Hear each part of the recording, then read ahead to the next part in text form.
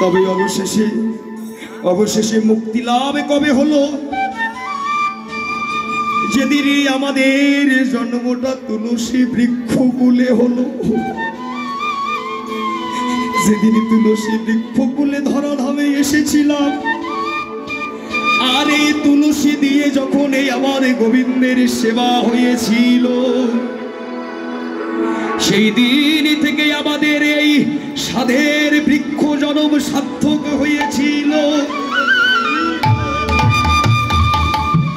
ওমা, তাহলে গাছ থেকে কখন মুক্তি পেলাম? যখন তুলসী বৃক্ষগুলি আমরা জন্মগ্রহণ করেছিলাম, সেই দিন থেকে আমাদের গাছের জন্ম, বৃক্ষ জন্ম সার্থক হলো। রাধে 20 লক্ষ বার বৃক্ষ বলে, আবার 9 লক্ষ বার, 9 লক্ষ বার কত কীট পতঙ্গ বলে জন্ম হলো। কীট পতঙ্গ, ছোট ছোট যে মশা মাছি আমরা দেখতে পাই না, নাম না জানা আরো কত ছোট ছোট পোকা, এই ছোট ছোট কীট পতঙ্গ পোকামাকড় গুলে জন্ম হলো 9 লক্ষ বার।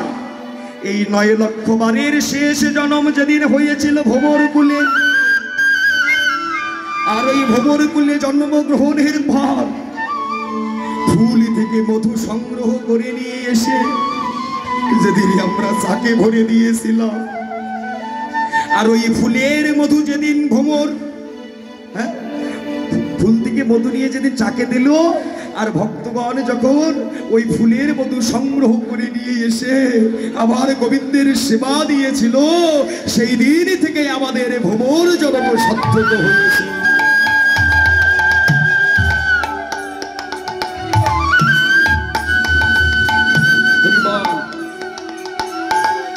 তাহলে কয় লক্ষ হলো? 20 আর 9 29 লক্ষ বার। এবার 11 লক্ষ বার পৃথিবীতে এসেছি, 11 লক্ষ বার এসেছি জলজ প্রাণী রূপে। জলজ মানে জলের মধ্যে বাস, সমুদ্রের তলদেশে থাকলাম 11 লক্ষ বার। অবশেষে যেদিন হয়েছিল আমাদের শঙ্খকুলে জন্ম, এই শঙ্খ হয়ে যেদিন শঙ্খ গোবিন্দ তোমার হোলামে বলে বেজে উঠল, এই শঙ্খ যেদিন গোবিন্দ গোবিন্দ বলে বাজলো, সেই দিন থেকে আমরা জল থেকে মুক্তি পেলাম।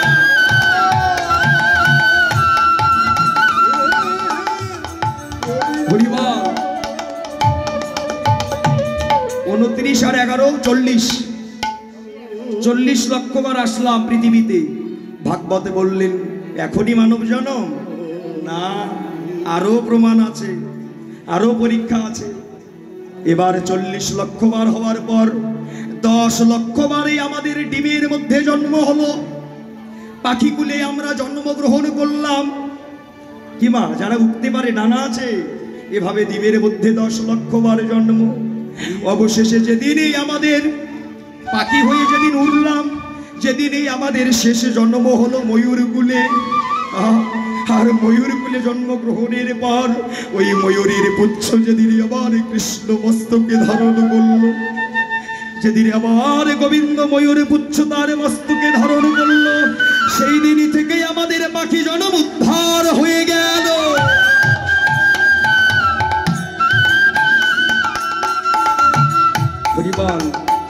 মা, এ তো 50 লক্ষ হয়ে গেল। এবারে 30 লক্ষ বার পশুকুলে জন্ম, বাঘ সিংহ হাতি অনেকে পশুকুলে জন্ম হলো, কিন্তু সার্থক হলো কবে জানুন? 30 লক্ষ বারের পশু জন্ম, শেষ জন্মে যেদিন হলো আমাদের গাভী কুলে জন্ম। আর গাভী কুলে জন্মগ্রহণের পর আমার যশোমতী মা ওই গাভী থেকে দুগ্ধ দহন করে নিয়ে এসে ক্ষীরসার ননি তৈরি করে, যেদিন যশোমতী মা আমার ছোট্ট গোপালকে সেবা দিয়েছিল, যেদিন দুগ্ধ হয়ে ওই ননি হয়ে আমরা ভগবানের সেবায় লাগলাম, সেই দিন থেকে আমাদের পশু জন্ম সার্থক হয়েছিল।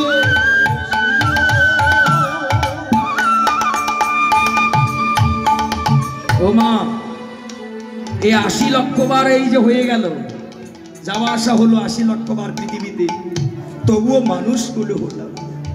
এবার 4 লক্ষ বার, আমরা মনে মনে ভগবানকে বলেছি, ভগবান এত এত কুলে পাঠালে যতই, তবে কৃপা করে একেবারে ভজনের মতো মানব দেহ দাও।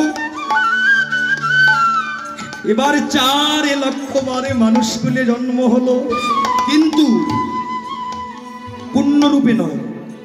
কোন কোন জন্মে যদি হাতে দিয়েছে কিন্তু পা দেয়নি, কোন কোন জন্মে যদি বদন দিয়েছে তো কর্ণ দেয়নি, আবার চক্ষু দেয়নি। কি বাবা এমন মানুষ দেখা যায় না? কি মা দেখা যায় না? জন্ম থেকে এমন কালা, শুনতে পাই না, দেখতে পায় না, কথা বলতে পারে না। আমাদের জন্ম হয়েছিল এমন গুলি। আমরা 4 লক্ষ বারে পৃথিবীতে এমন রূপে আস্তে আস্তে অসম্পূর্ণ যখন থেকে যায়, ভগবানকে বলি, ভগবান হে, মানুষগুলোই যদি পাঠাবে তবে তুমি আমায় স্বয়ং সম্পূর্ণ করলে পাঠাও। তুমি আমায় তোমার ভজন করার মতো, তুমি আমায় সুন্দর 2টা হস্ত দাও। কেন? এই হস্ত দিয়ে যেন আমি যেন তোমার সেবা দিতে পারি। তুমি আমায় সুন্দর 2টা চরণ দাও, যেখানে যেখানে তোমার নাম কীর্তন হবে, যেখানে যেখানে তোমার গুণগান হবে, যেখানে যেখানে তোমার ভক্ত সঙ্গ হবে, এই চরণ দিয়ে যেন আমি তোমার ভক্ত সঙ্গে যেতে পারি। প্রভু গো, তুমি আমায় সুন্দর 2টা কর্ণ দাও। কেন? এই কর্ণ দিয়ে যেন সর্বদাই আমি তোমার নাম গুণ কীর্তন শুনতে পারি।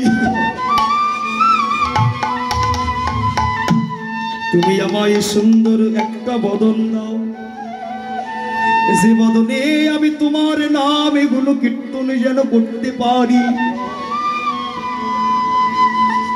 বাবা, ভগবান আমাদের এমন আকুতি শুনে তিনি আমাদের অবশেষে এমন সুন্দর করে পূর্ণরূপে মানুষ কুলে পাঠালেন।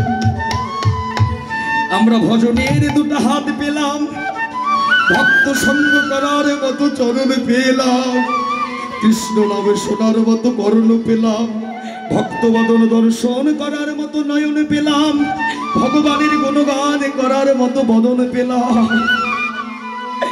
এই সুন্দর ভজনের দেহ পেয়েও যদি এই দেহটাই আমরা ভগবানের সেবায় যদি না লাগাতে পারি, এমন সুন্দর মানব জন্ম পেয়েও যদি হেলায় হেলায় নষ্ট করে দিই, তবে আমাদের যাওয়াই আসা সার হইবে। আমার আশা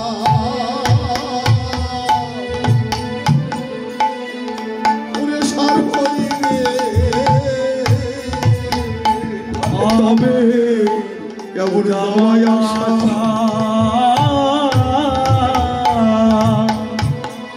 সার হইবে। এই দেহ যদি গোবিন্দ সেবা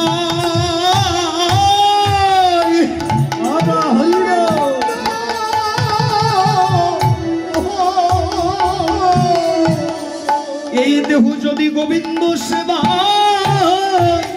লাগাতে পারি, তবে যাওয়া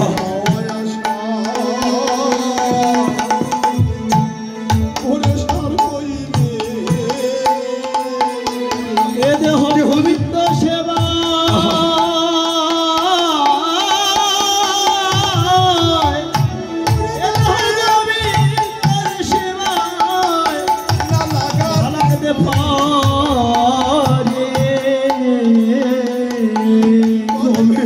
তবে যাওয়া